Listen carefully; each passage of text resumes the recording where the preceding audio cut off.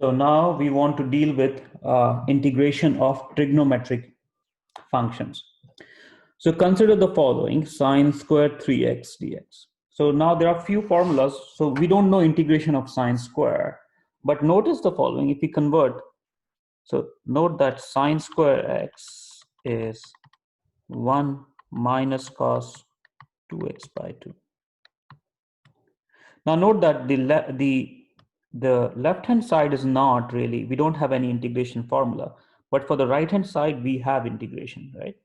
So this is the idea. Whenever we have sine square, we'll convert it into 1 minus cos, double the angle, divided by 2. So similarly, there are formulas for cos square too. Cos square x is 1 plus cos 2x by 2. Yeah. If you want to call it, let's give it name. So these are called double angle formulas or half angle formulas. Depends on how you want to view this. So I'll convert this sine square 3x into, so this integration is going to be 1 minus cos of double this angle. So 2 times 3x, which is 6x divided by 2 dx. So 1 by 2 is a constant, comes out. Integration of 1 is x. Integration of cos 6x is, integration of cosine is sine. So sine 6x divided by 6 plus c. So we have already seen this by substitution. You can see that integration of sine of ax plus b dx is what? Minus cos of ax plus b plus c, and this part is divided by a. So similarly, you have cos of ax plus b dx. You can prove this by substitution. Sine of ax plus b divided by a plus c. And what substitution you need to do? Ax plus b is u. Similarly, cot square 3x. So now we need to connect it with something whose integral we already know. So note that cot square x is cosecant square x. So 1 plus cot square x is cosecant square x, or cosecant square x minus 1 is cot square x. So we'll convert it into this form. So we get cosecant square 3x minus 1 dx. Now, why did we do this? Because integration of cosecant square x is minus cotangent x plus c. So this will turn, the first part will turn into what? Integral of that will turn into minus cotangent of 3x, again divided by 3, minus integral of 1, which is x, plus c. Let's move to the next one now. So now if you have products of sine and cosine, there are only two possibilities of the power, right? So if you look at this power n and m, either both of them are odd or at least one of them is odd, right? Okay, sorry, at least one of them is odd or both of them are even. That is what we should consider here. So in this case, at least one of them is odd, then we can do it in the following way. So let's see, in this case, one of them is odd powered, right? Sine. So we'll keep that one sine on one side and convert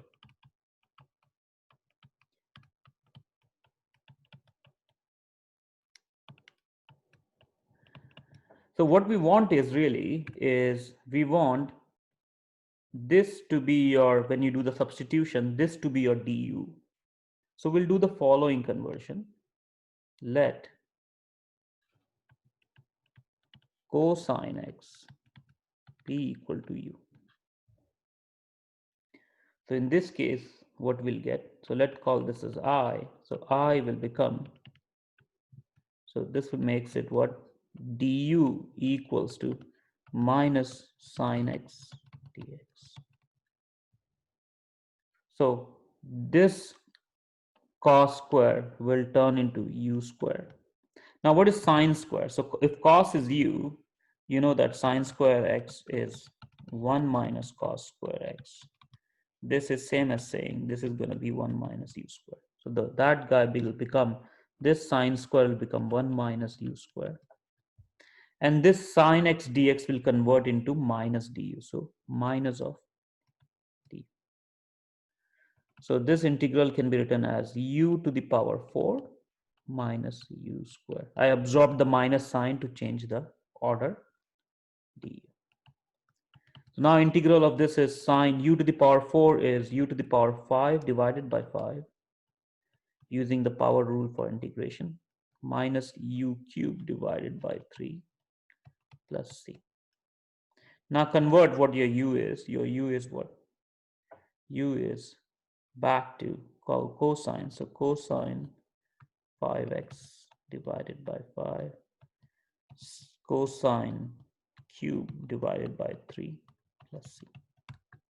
So this is how your integral goes.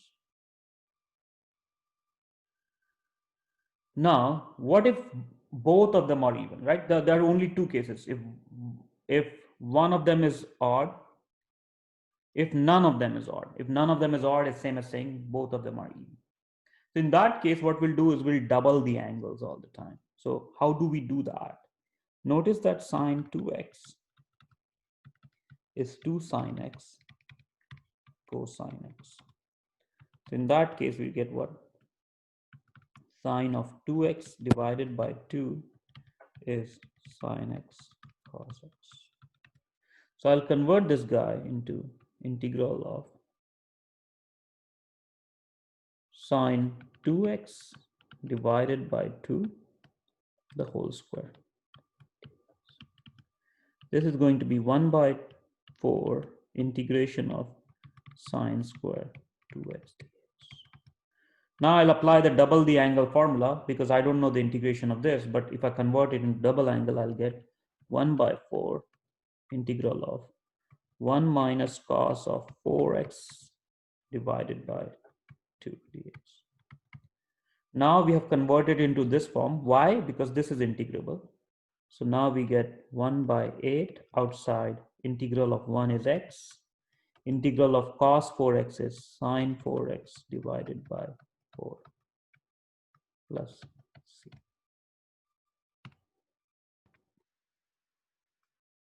So again, if you notice that cos to the power 5x dx, here we have power 5, which is an odd power.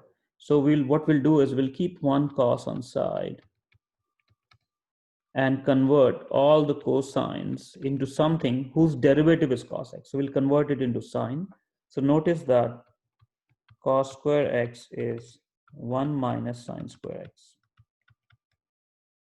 So what do we get? We get cos to the power 4x equals to 1 minus sine square x the whole square. Right? So let sine x be u. Then we get what? We get cosine x dx is equal to du. So what will this integral turn into? 1 minus u square the whole square multiplied by du. Now we need to expand this. So this will become u to the power 4 minus 2u square plus 1 du.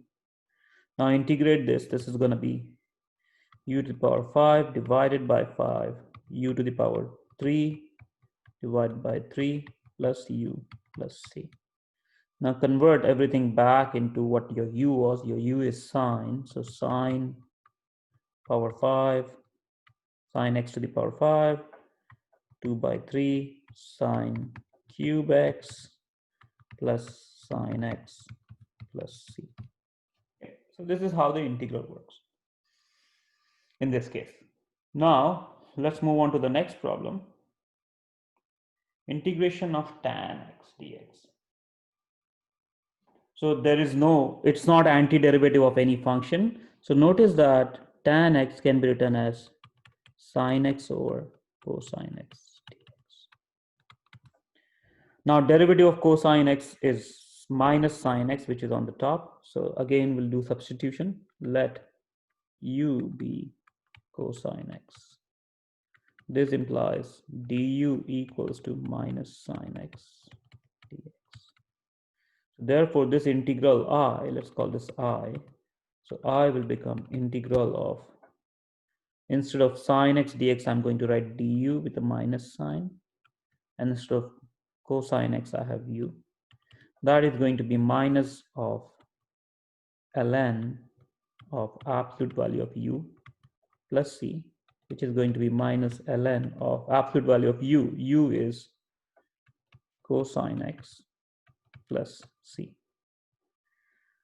And then this is your derivative. Now sometimes note the following: ln of 1 over x is ln1 minus ln x, right? So the ln1 is 0, so it's same as minus ln x. So I can write this also as ln of 1 by cos x plus c, which is going to be ln of secant x plus c. So these both are okay. I'm writing because some of the books may write it like that. Now similarly, we can discuss derivative of integral of cot x. So cot x is going to be cosine x divided by sine x dx. Now again, let's call this as I. Let sine x be u.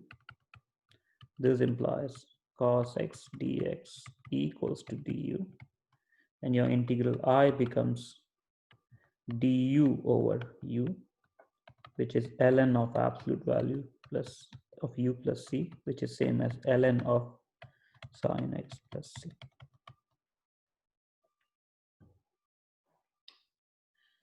Right, let's move to the next one. What is integration of secant x? So now secant x is slightly tricky. So you basically multiply top and bottom by secant x plus tan x. So bottom is 1, right? So you can divide and multiply by secant x tan x. Now let secant x plus tan x be u. This implies what? Secant square x plus, sorry, what is the derivative of secant x? Secant x derivative, secant x times tan x. Derivative of tan x is secant square x dx becomes du. So notice that this thing on top is same as this thing here, right? So therefore, this integral can be reduced as u du. And again, that integral is ln of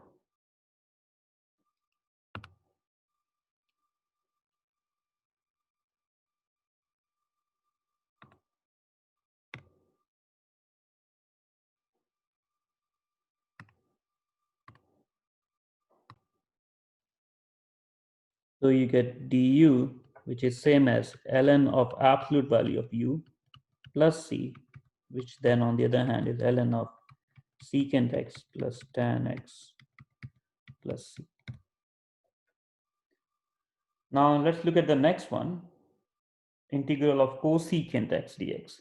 Now note the following: there is a strong relation between sine and cosine integral look alike. Tan and cotan, you see the same process of substitution works for both of them. Similarly, for secant x and cosecant x, the same kind of substitution works. So you basically write on top, multiply top and bottom by cosecant x plus cot x. Cosecant x plus cot x.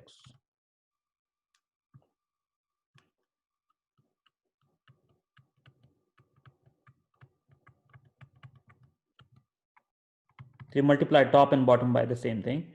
Let again cosecant x plus cot x be u. So this implies minus, so derivative of cosecant square x is minus cosecant x cot x. Derivative of cot x is minus cosecant square x. Dx is du. So which is same as the top but with a minus sign. So you get your integral becomes minus du by u, which is ln of absolute value of u plus c with a minus sign. Now that is going to be minus ln of cosecant x plus cot x. So this is how you deal with trigonometric integral.